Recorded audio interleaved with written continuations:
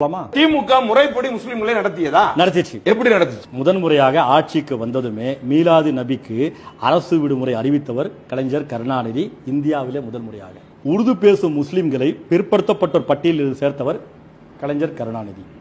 சிறுபான்மையினர் நல ஆணையத்தை தொடங்கியவரும் கலைஞர் கருணாநிதி.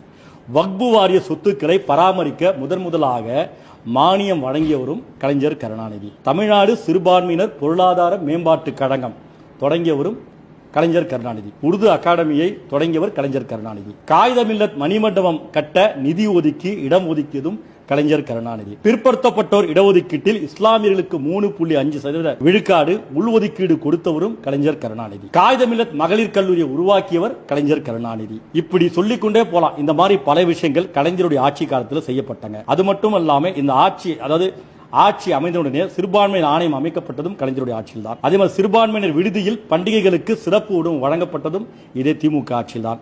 உலமாக்கல் மற்றும் பணியாளர்களுக்கு நலவாரியங்களை பதிவு செய்துள்ள உறுப்பினர்களுக்கு உதவித்தொகை வழங்கியதும் திமுக ஆட்சியில் தான். சிறுபான்மையினர் நல அலுவலகம் கட்டப்பட்டு நிதி ஒதுக்கீடு செய்யப்பட்டதும் இதே திமுக ஆட்சியில் தான். தேனி, கிருஷ்ணகிரி, விழுப்புரம் ஆகிய 3 மாவட்டங்களில் முஸ்லீம் உதவி சங்கம் துவங்க ஆணையிட்டுள்ளது திமுக ஆட்சியில் தான். உலமாக்கல் மற்றும் பணியாளர்கள் நலவாரியத்தில் பதிவு செய்யப்பட்டுள்ள உறுப்பினர்களுக்கு நலத்திட்ட உதவிகள் செயல்பட்டுள்ளது திமுக ஆட்சியில். உலமாக்கல் மற்றும் பணியாளர்கள் வாரிய உறுப்பினர்களுக்கு சைக்கிள் வழங்கப்பட்டதும் திமுக ஆட்சியில். தமிழ்நாடு வக்பு வாரியத்துக்கான நிர்வாக மானியம் கொடுக்கப்பட்டதும் அதிகரிக்கப்பட்டதும் திமுக ஆட்சியில். வக்பு சரக அலுவலகங்களுக்கு சொந்த கட்டடம் கட்ட அரசாணை பிறப்பிக்கப்பட்டுள்ளது திமுக ஆட்சியில். பள்ளிவாசல்கள், தர்காக்கள், வக்பு நிறுவனங்களுக்கு பழுது பார்ப்பதற்காக ஆண்டுதோறும் வழங்கப்படும் மானியம் அதிகரிக்கப்பட்டுள்ளதும் திமுக ஆட்சியில் தொடர்ந்து. அதே மாதிரி வக்பு சொத்துக்களை பாதுகாக்க நடவடிக்கை மேற்கொள்ளப்பட்டதும் திமுக ஆட்சியில். இது போன்ற பல விஷயங்கள் தொடர்ந்து சொல்லிக்கொண்டே நான் நீங்க அவங்க எதுவும் செய்யல அல்லது அவங்க எதுவுமே செய்யாம இருக்கிறாங்க அப்படின்னு நான் உங்கள்ட்ட சொல்லவே இல்லை. நீங்க இவ்வளவு எங்க திமுக தான் பாதுகாப்பீங்க. இஸ்லாமியர்களுக்கு, கிறிஸ்துவர்களுக்கு, தலித் சமுதாய மக்களுக்கு, ஒட்டுமொத்த தமிழக மக்களுக்கு திமுக தான். இன்னைக்கு அவங்க தான் ஆட்சி அதிகாரத்தில் இருக்காங்க. நாளைக்கு ஒரு பிரச்சனை அவங்க தான் நிப்பாங்க.